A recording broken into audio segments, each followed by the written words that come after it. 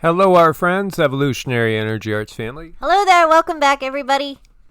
Please do subscribe. Both channels, Evolutionary Energy Arts. We're in about 6 more days. We'll be able to post there again unless they find something else to give us a strike on.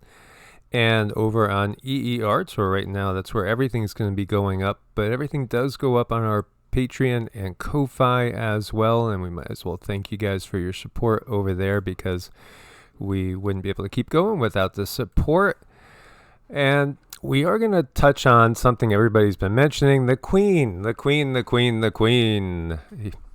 Wait. I just wanted to say, my mother always taught me if you don't have anything nice to say, you shouldn't say anything at all. So I was thinking we could just sit here and be quiet for 20 minutes or so. Well, we could also just say, well, thank you for joining us. And it's been a lovely... Yeah. Well, Queen Elizabeth II died Thursday after 70 years on the throne. 70. Okay, is there symbolism there? She was 96, by the way. 77 is a divine number, 70 years. Again,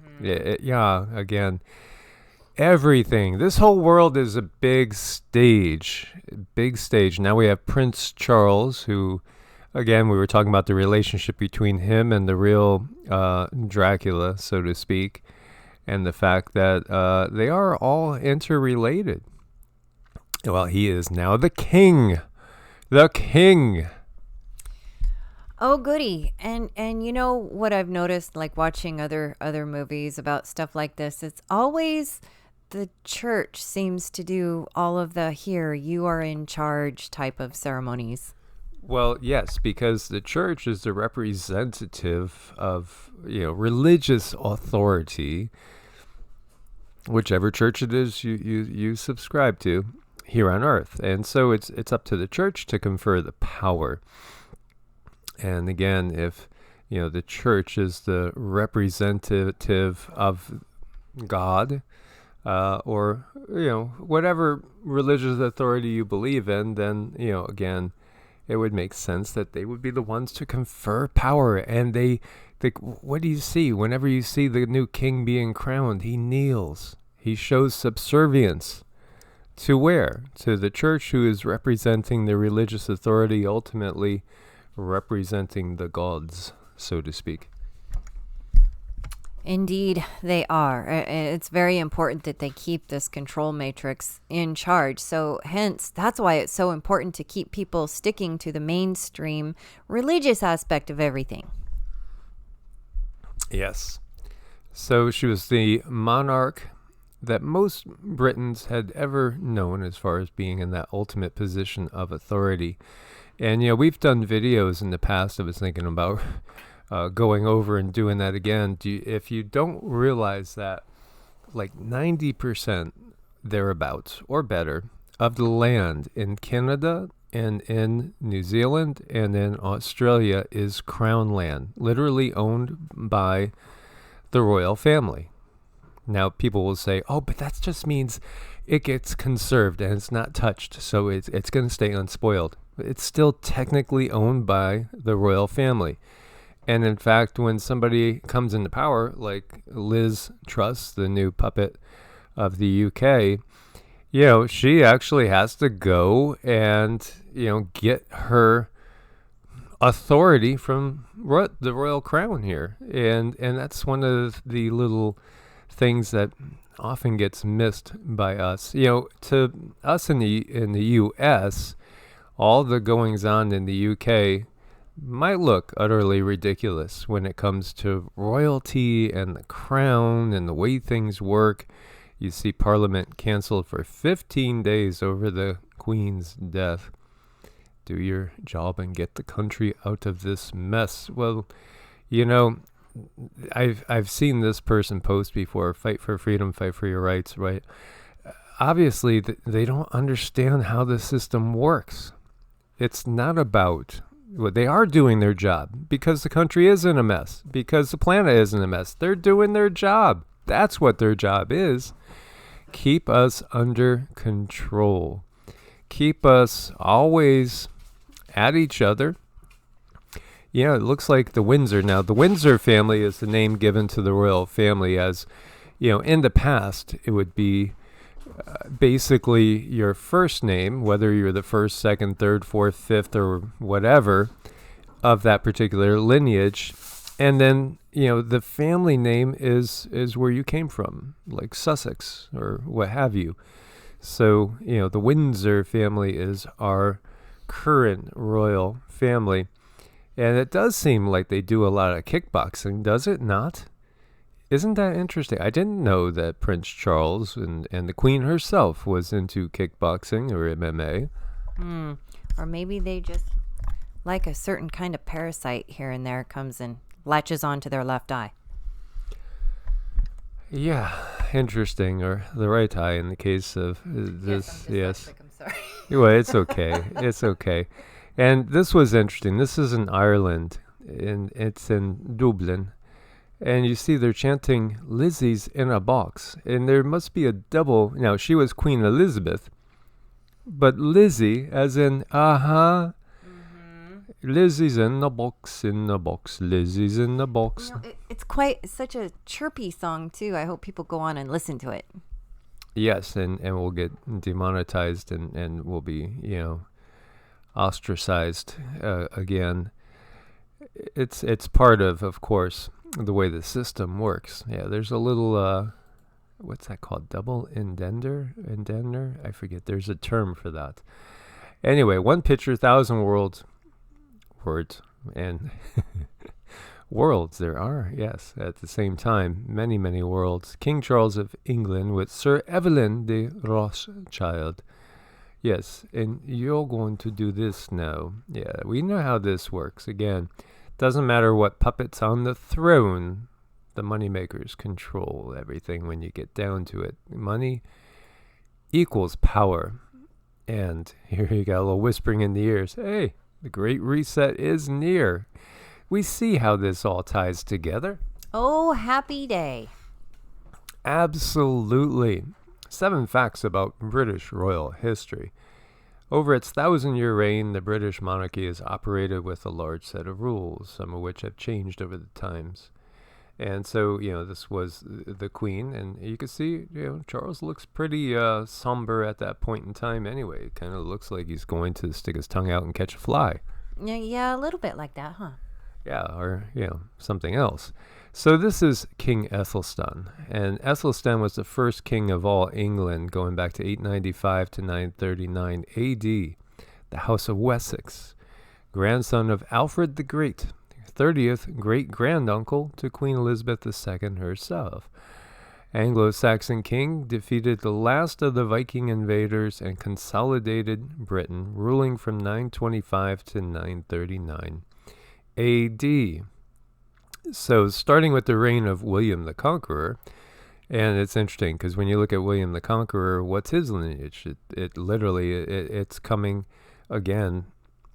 We're all mutts, basically. We are all mutts in a greater way than most people understand. But again, there is Norman lineage coming from William the Conqueror, and Normans are Norsemen, which again is coming to those that we would call Vikings, again, Scandinavia. But it's fascinating just to see how all this is intertied and intertwined. And, it's written in a biblical sense that kingship comes from on high. But what does that really, really mean? They could veto family members' marriages, and they intermarried amongst themselves. This is that blue blood aristocracy mindset. Kings and queens of England did not have a last name until World War I. This is what we were talking about. Their surnames were basically where they came from and what they were the lords and ladies over. And here, this is the world that we're returning because, in an outright fashion where it's not going to be hidden anymore because you're not going to own anything. No, it's all going to be owned by these quote-unquote royals, which will be operating in a fascist system, really, because all business is going to be controlled by the state. or by the monarchy, so to speak. And that's the very definition of fascism, is when the economy, business is the state. The state controls everything. And you guys might remember the whole love affair with Diana, and Cindy does. I think women were hit with that more. I honestly never cared, as far as about anything that any royal family did, except from just that historical perspective, and viewing these people as being anything more than any of the rest of us, in a positive sense, is really a misconception.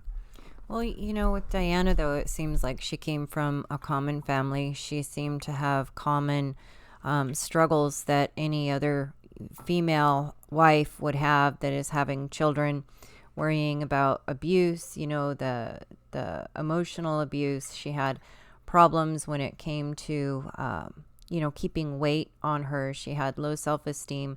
She did her best, and it really seemed like she was just placed like a little mouse that was placed in the center of all these cats. And you kind of watch that, and you watch the affairs go on, and it's all public, and she's having children and he's having an affair, and she's trying to hold it together. And finally, when she, it's like this beautiful romance, finally she finds some kind of love, and then, well, that ends tragically in a so-called accident. So, in that sense, I did care about her. She had a certain energy about her that wasn't like the rest of them, because the rest of them, really, I could care less. It was only when her information came across the screen that I ever intuitively paid attention, because there is something different about her.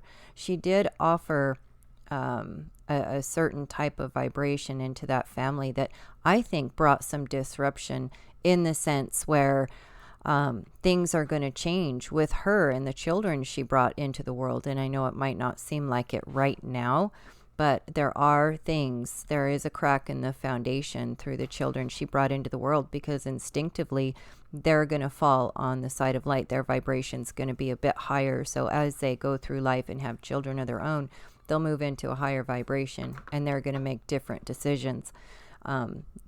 It's going to be something that they can't really fight against. It's going to be something that's instinctual. It's knee-jerk reaction, where they're going to make these decisions that are just going to be better overall. It's nothing that's going to happen overnight, but that's what I think she brought to the world.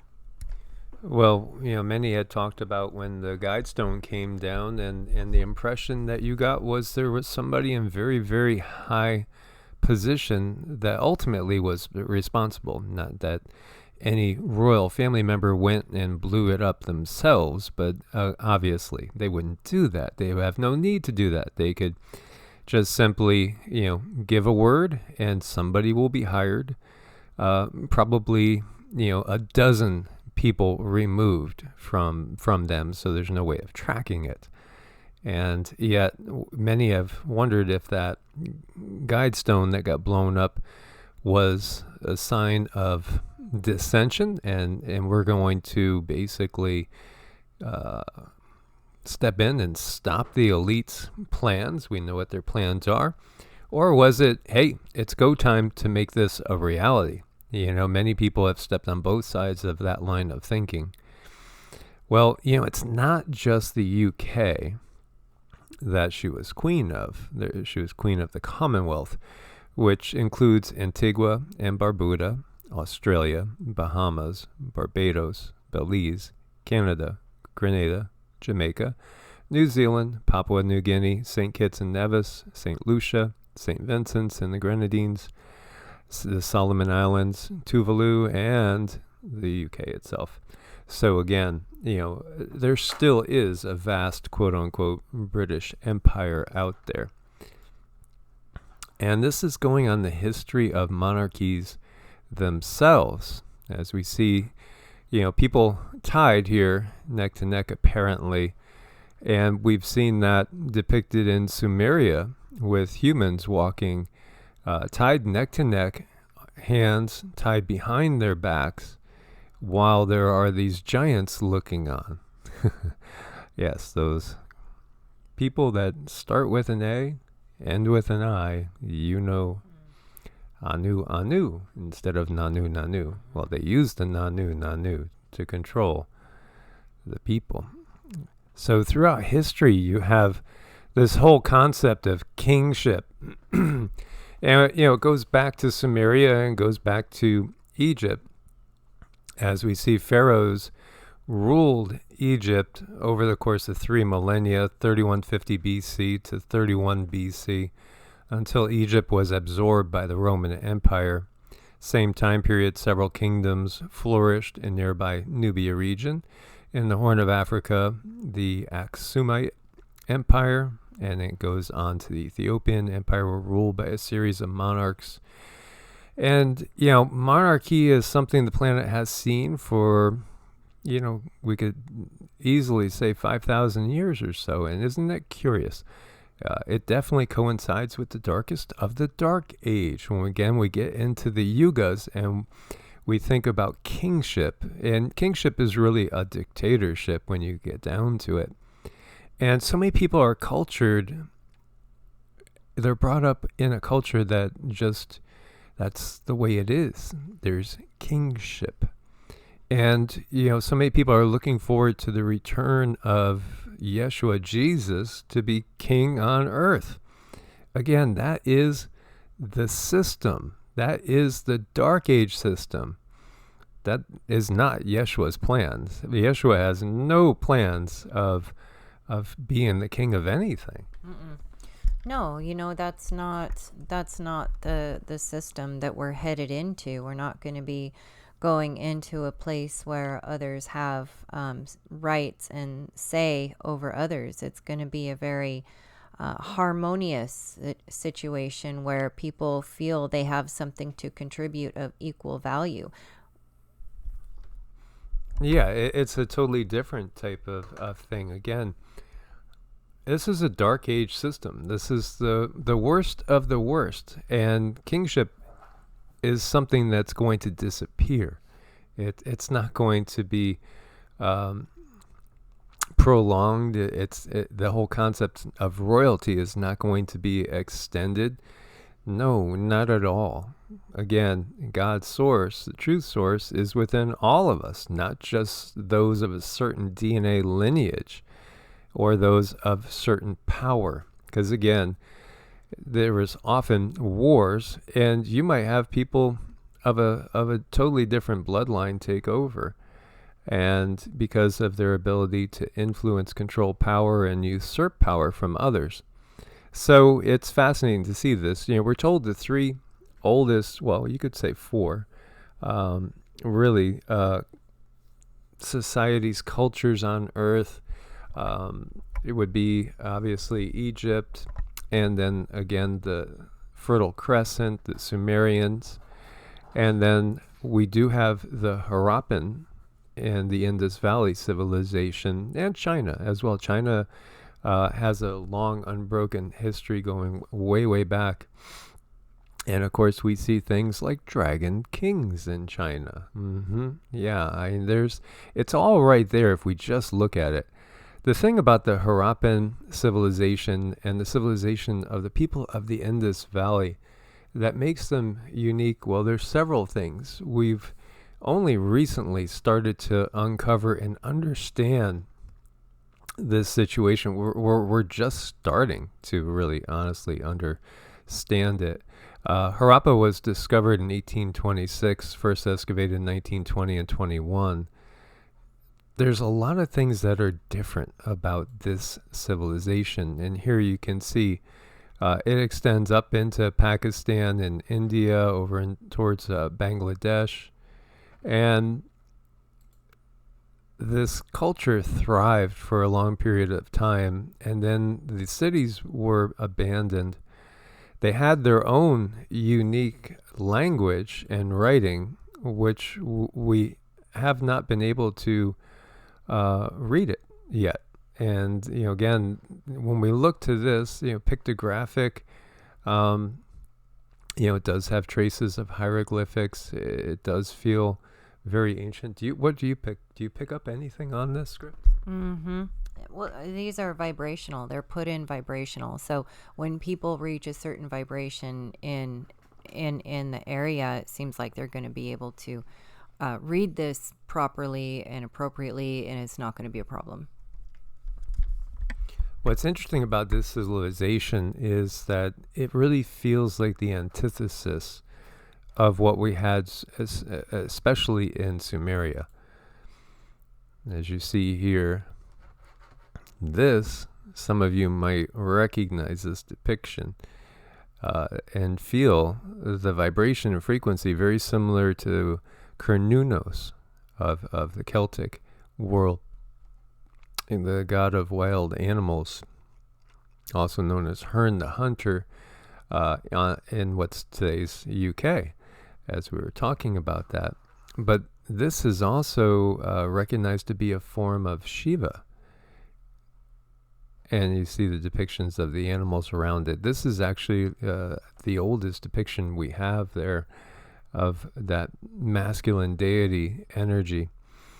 But these people did abandon their cities between 1700, 1500 BC. They were abandoning the cities. It had completely collapsed by 1500.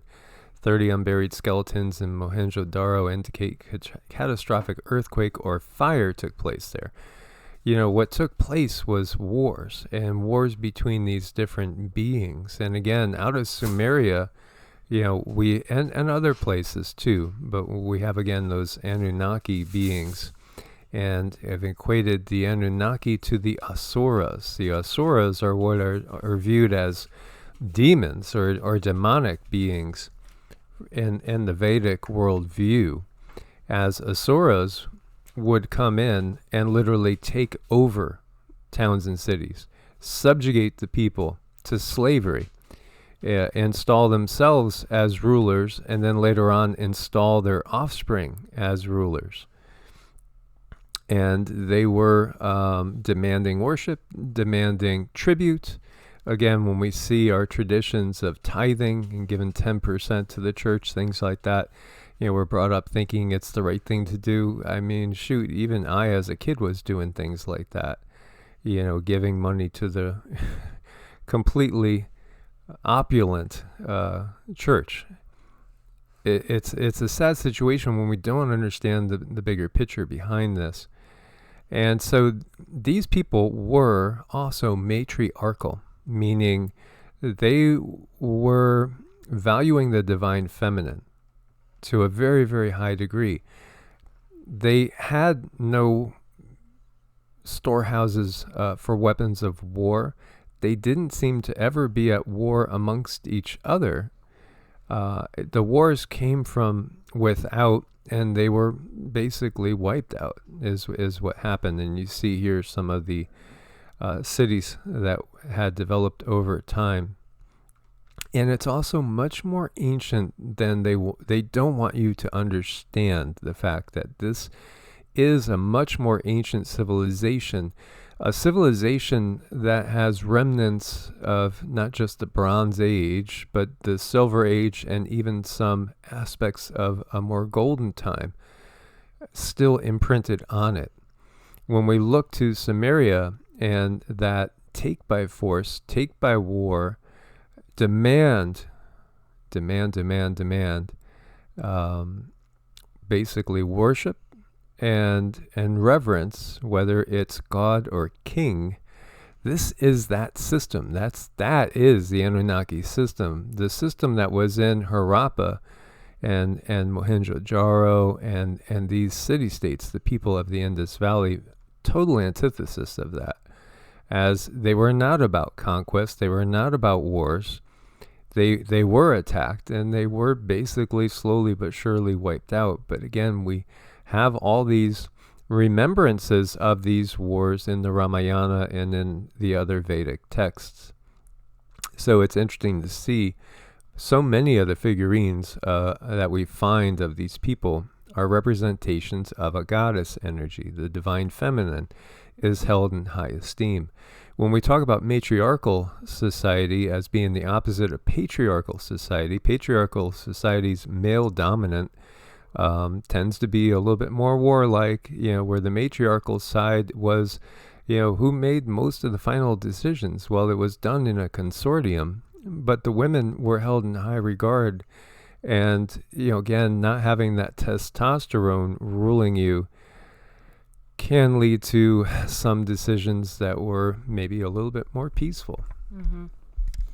And looking at the feminine aspect of things, when decisions needed to be made, the feminine had the ability to go with the flow of the energy, having an ability to read the energy. And that can go for, both male and female. It really doesn't matter what the bodies look like. It matters what's inside. It matters what that makeup is inside. So, even if you're a guy, if you have that intuitive ability, then that's something that you just flow with information. But women were able to do that even more. And in many Native American places, the female was the one who made the last decision. She was, if she were in a marriage and she was not happy, she could leave that marriage. She was never questioned. She made decisions for the entire tribe. She was right there in the war room to make final decisions, and she just wasn't questioned. And for that reason, because she was able to read the energies so well, she could see things that other people couldn't. And that's why the feminine energy was so it was an easier flow with things just flew. So important to note that that's kind of where we want to head back to. We want to head back to that intuitive nature of things, policy and procedure being something that you do regardless of how you feel. That's where we're at now. And a lot of people I see struggle with that. It's like, policies and procedures gets them hung up on things, but if they follow their intuition and just do what their heart tells them to, things flow just fine. Absolutely. So again, it's all about the yugas and the cycles that we're in. When you're talking about the monarchy, you're talking a Kali Yuga, a dark age system. It did start back in the Dwapara, and even perhaps a little bit in the Treta, which is the Silver Age. But, again, the Silver Age is the time when the infiltration came from these Anunnaki beings. And again, Anunnaki is a broader term.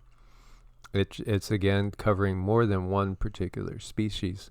When we look at the people of this area, the Indus Valley and their culture, the Harappan culture, the civilization, again, one of the things that sticks out, there's no monarchy. There's no kings and queens. In fact, there's no central authority. There's no religious temples. These type of things, religion was a very personal thing, experienced in one's own way. So people would have these figurines and stuff in their homes. And, it would be, what do you feel like doing as an expression? And a lot of these ancient cultures, they did set plates of food out for family members that did pass on. And we can affect the lives on the other side, so to speak, of our family members that have passed on by sending them positive intentions. The food that we set out, it does have prana in it. I mean, not if you're taking a can of chili, plopping it on a bowl and setting that out. No, there's no life force in that. Again, that's why you want to avoid the processed foods. This is why at the extreme dark side, these vampiric beings, what do? They drink the blood, right? The life force is in the blood. That just shows, again, there's a truth behind these legends. And again, the way that these beings of this dark system operate in a totally self-serving manner with no real regard to anybody else but themselves. Such the antithesis of what we see, say, in the Harappan culture, where, again, there's no mass storehouse for weapons of war. They weren't spending 50% of the discretionary budget on weaponry. They weren't about killing each other. They were about living in harmony with the earth. The future doesn't hold for us a divine monarchy. For those that decide to go with the Anunnaki and serve them as their slaves, yeah, sure, you're going to be serving the Anunnaki as slaves. And there are going to be many that think they escaped the system on Earth. They think, oh, I'm not taking the mark of the beast here on Earth. But then they get marked by the Anunnaki themselves and taken off planet to work the mines of Mars or some other planet in the future as their slaves because they volunteered to be their slaves. When they came through to us, and when Cindy told me, the Anunnaki want to speak to us, the way they addressed themselves was, we are your gods of your, Bible, your Old Testament. That's how they said, and they said it in the plural. Again, when you look at the oldest translation, it's Elohim, which is plural. But, they are not the benevolent Elohim. These are the usurpers. These are cosmic pirates, so to speak, that are out to rape, pillage, and destroy just for their own satisfaction and desires. So when we look to a golden age, no, there's no kings and no queens in a golden age. Everybody is valued and respected equally. There is no central authority power in a golden age. So in that sense, we could say anarchy does reign. Not the monarchy, anarchy. Mm-hmm. I think framing it in a way that we would understand what is the golden age like, and I can look at it, and with the information that I'm receiving, I can say there's basically students and teachers and teachers and students, but all very, very important, because the teachers are there to spread their wisdom, but they wouldn't have the wisdom without the students asking the questions. So everyone has an equal ability to spread knowledge and understanding. If you've ever if you've ever raised a horse or trained a horse or even a dog or an animal, you understand that they teach you a lot more about yourself than you could ever learn. You learn things that, you learn about your attributes that you need to work on. But these beings were open toward one another. There was no looking down upon anyone. There was no final authority. It's like, okay, let's sit and figure this out and work together and see what we can glean from this situation. So just by saying there are students and teachers, I don't mean that in a literal sense. I'm just trying to give you a value that you can take into your energy field and understand, like, what is it like? It's like everyone is learning all at once, all at the same time, the best things of life there could possibly be to learn. So how many times have we seen in movies where they say the king is dead or the queen is dead, long live the king? Well, in the ages to come, there won't be any of that. No more kings, no more queens, no more power given to a central figure or central authority, because power corrupts, and we can see how absolutely corrupted this world is.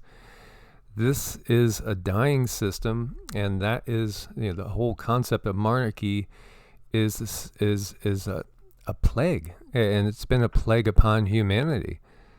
And thankfully, it's a plague that will be ending in the not too distant future.